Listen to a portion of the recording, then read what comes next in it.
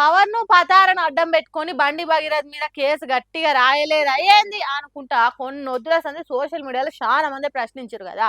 అన్ని అరుసుకొని కేసును పక్కాగా విచారణ చేపియాలని డిమాండ్‌లొచ్చే వరకలిగో మొత్తానికి ఇప్పుడు కొత్త సెక్షన్‌లు పెట్టి కేసుని ఇంకింత గట్టిగా చేస్తురట.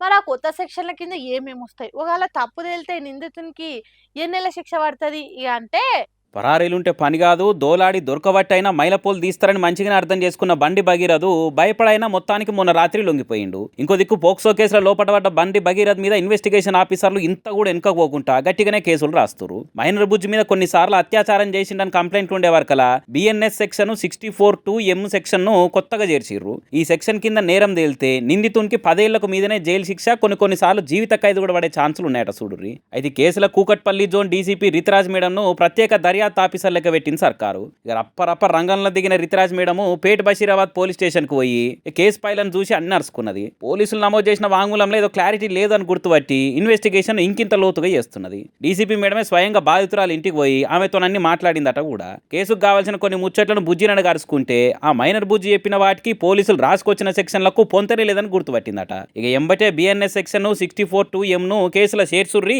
ఎంబడే దాని తగ్గట్టు పనిచేయాలని ఆర్డర్ చేసిందట. మరి మేడం పనితీరుతోనన్న బాధితురాలకి ఏ తీరు న్యాయం జరుగుతుంది? తప్పు తెలితే బండి భగీరథ్కు ఎసొంటి శిక్ష పడుతుంది అనేది రేపు చూడాలి. ఇక